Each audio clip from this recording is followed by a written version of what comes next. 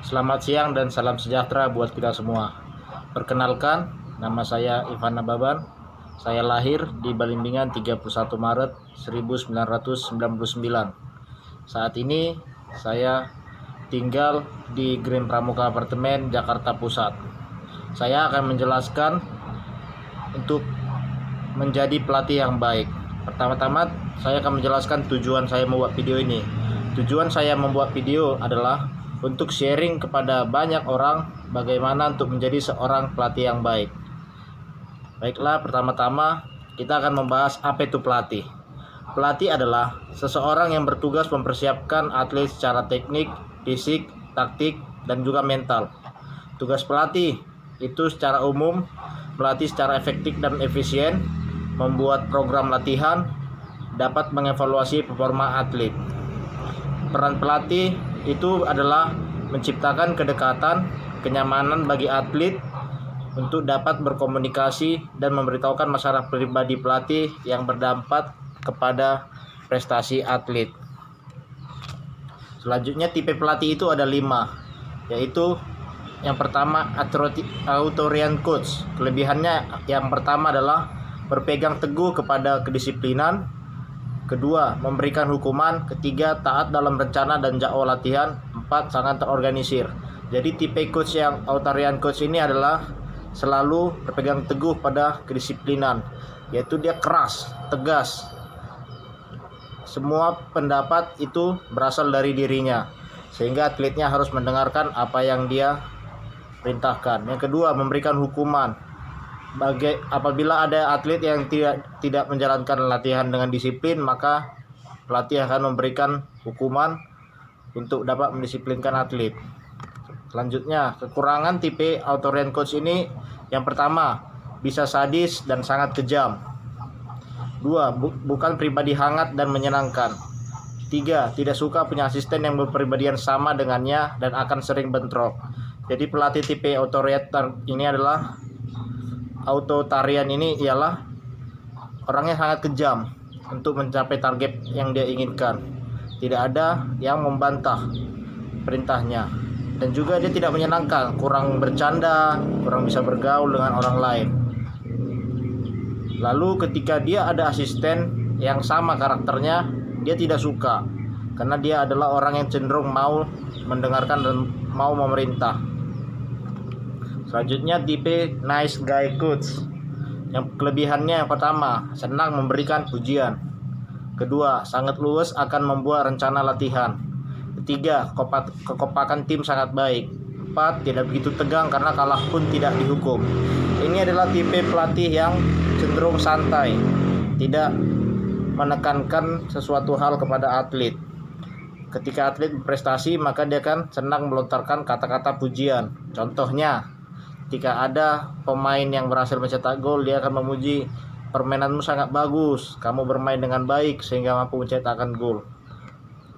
Kekurangannya yang pertama, keluasan dan keterbukaan pelatih terhadap saran-saran sering dianggap sebagai kelemahan.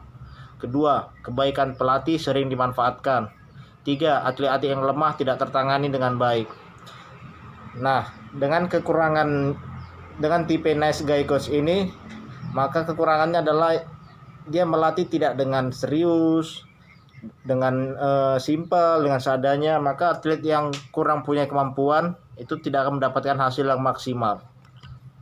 Selanjutnya itu adalah tipe driven coach. Kelebihannya, mempunyai informasi yang lengkap dan pengetahuan tentang segala sesuatu tentang cabang olahraga. 2, pemain selalu siap dan bersemangat dalam menghadapi pertandingan. 3, atlet memperlihatkan usaha maksimal dalam setiap pertandingan. Kelemahan, condong memandang rendah lawan. Karena latihan terlalu keras, maka burnout bisa timbul sebelum masa pertandingan. 3, tuntutan pelatih terlalu tinggi dan tidak realistis. 4, tindakan emosional sering membuat malu atletnya. Jadi tipe yang ketiga ini adalah tipe penyemangat. Jadi pelatih bertipe ini sering memberikan target yang tidak masuk akal. Contohnya, baru latihan 2 bulan, 3 bulan sudah ditarget juara. Itu merupakan target yang kurang realistis. Selanjutnya tipe yang keempat, easy going coach. Kelemahannya, pertama, atlet tidak mengalami stres. Kedua, komunikasi antar atlet dan pelatih lancar. Ketiga, jadwal latihan merupakan kesepakatan bersama. Keempat, atlet bebas dan tidak bergantung pelatih. Kelemahan tipe pelatih easy going coach. Yang pertama, atlet yang serius tidak memperoleh banyak manfaat. Kedua, atlet mudah melemparkan kesalahan pada pelatih apabila mengalami kegagalan. Ketiga, tidak ada rencana jadwal yang menyeluruh. 4. Tingkat fitness pada atlet sangat rendah. 5. Masalah serius tidak pernah ditangani secara serius. Selanjutnya yang tipe yang terakhir, yang kelima adalah business coach. Kelebihannya, regunya tidak pernah ketinggalan zaman karena selalu memiliki teknologi yang paling baru. Kedua, atlet menaruh kepercayaan kepada pelatih dan tidak pernah ragu terhadap tindakannya. Ketiga, business coach ini memiliki kelemahan. Yang pertama, atlet tidak senang diatur dan tidak senang dalam suasana regu yang mirip bisnis sehingga kemungkinan drop out itu selalu ada. Yang kedua, pelatih lebih menekankan pada kecerdasan atlet ketimbang emosinya. Ketiga, atlet merasa kehilangan identitas dan individualitasnya karena tindakannya sangat realistis. Selanjutnya itu bagaimana saya melihat atau bagaimana Anda melihat diri Anda sebagai pelatih yang baik. Melihat jati diri sebagai pelatih yang baik itu ketika saya mampu mengatasi masalah mental atlet dan saya dapat membagikan ilmu yang saya punya secara lengkap dari segi teknik, taktik, fisik, dan mental. Lalu selanjutnya pelatih yang baik itu bagaimana? Pelatih yang baik adalah pelatih yang mampu memandang atlet sebagai manusia yang mulia. Atlet memiliki perasaan, permasalahan, dan masalah pribadi.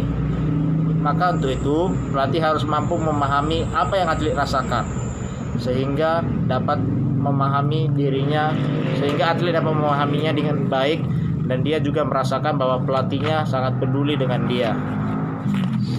Dan selanjutnya motivasi saya sebagai seorang pelatih.